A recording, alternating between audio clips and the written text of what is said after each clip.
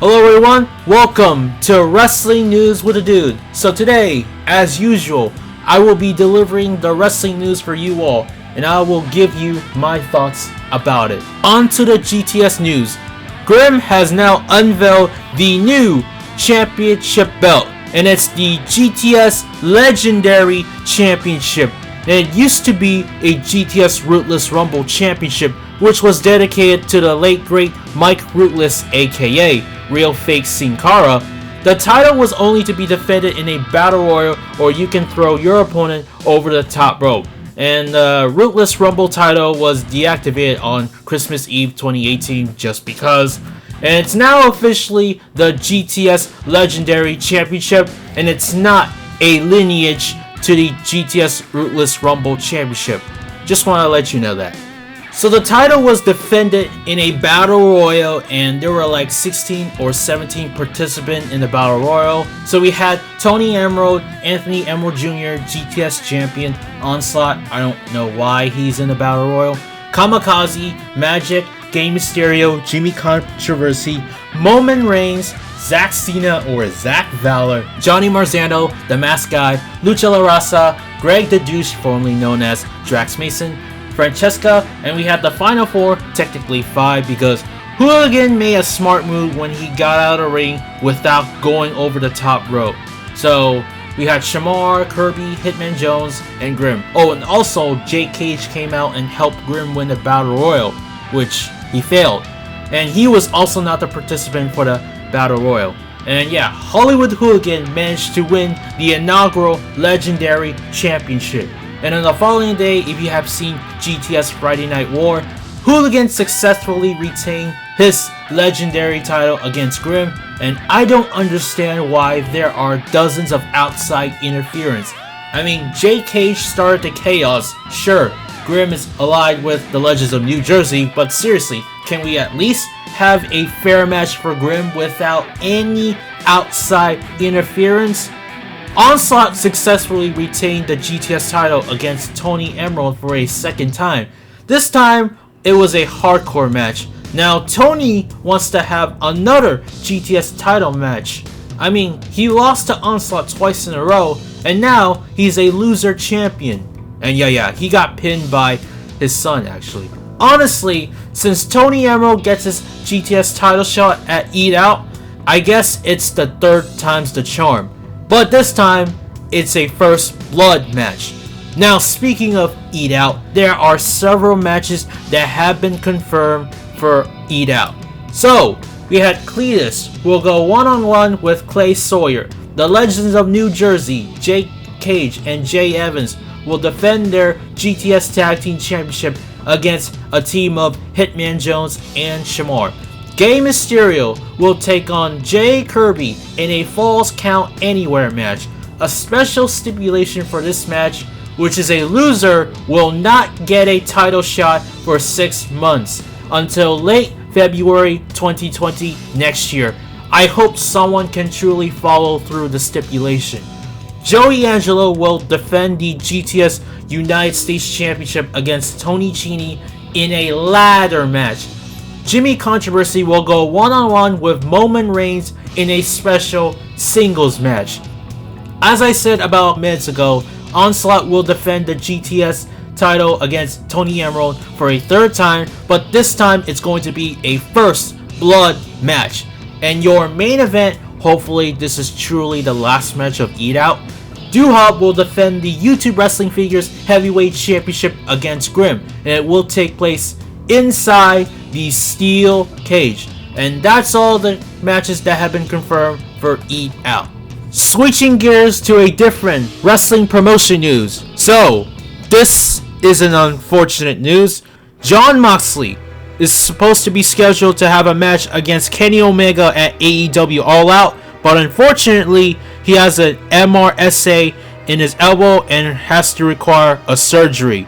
So, he is now officially pulled from AEW All Out. However, we will see Jon Moxley versus Kenny Omega in the future. And hey, he will be back 100% for AEW's TNT debut on October 2nd. Pac has been officially announced as replacement for Jon Moxley against Kenny Omega at All Out. And surprisingly, he doesn't have a Dragon Gates Open the Dream Gate Championship. Hopefully it's going to be a great match between Pac and Kenny Omega. And we will see Kenny Omega versus Jon Moxley in the future. Speaking of Kenny Omega is coming back to Japan. But guess what? It's not New Japan Pro Wrestling. It's actually his original home in Japan, DDT. He will be tagging with his first partner, Riho, against Antonio Honda and Miyu Yamashita. And this is going to be great for Kenny Omega to come back to Japan. But one day, we will see Kenny Omega coming back to New Japan in the near future.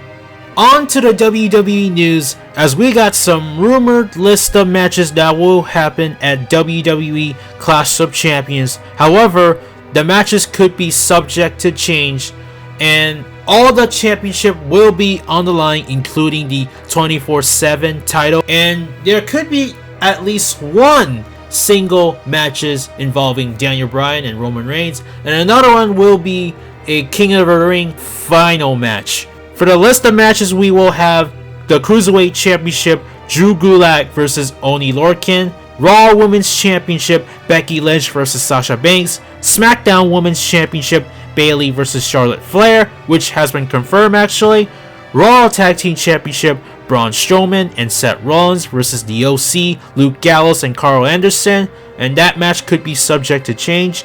SmackDown Tag Team Championship, Big E and Xavier Woods versus the Revival due to the wildcard rule.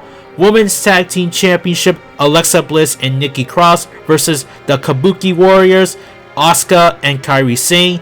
The United States Championship, AJ Styles versus Ricochet, who is rumored to be the next opponent for AJ Styles. Universal Championship, Seth Rollins versus Braun Strowman, which is yet to be confirmed. WWE Championship, Kofi Kingston versus Randy Orton.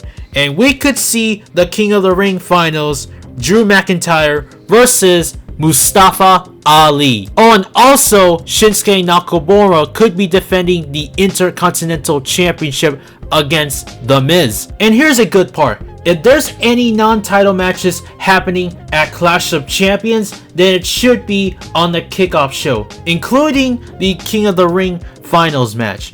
Why? Because if all the championship matches are going to be on the main card, then it would be a true pay-per-view involving all championship matches except the kickoff matches. I am very thrilled to congratulate Kobe Lopez and Rebecca Quinn on their engagement. Yeah, I did not say Seth Rollins and Becky Lynch because these two are out of character, meaning they're outside of WWE. Meanwhile, Prince Fergal Devitt got married yesterday. And see, I didn't say Finn Balor because Finn Balor is a character and Fergal is the one who's behind the character and the demon character. And yeah, congrats to him, by the way. Last thing I want to talk about, and it's that this Saturday, not only we will have AEW All Out, we will also have NXT UK TakeOver Cardiff and New Japan Pro Wrestling Royal Quest. Wow, 3 wrestling events in one day. It's going to be very exciting for me to watch all 3 events in one day. That's all I got for this week's episode of Wrestling News with the Dude. So with that being said, thanks for watching. Don't forget to like this video, leave a comment, subscribe for more content, and join the notification squad by tapping that little bell so you don't want to miss the latest upload on this channel. As always, goodbye, peace, and good day.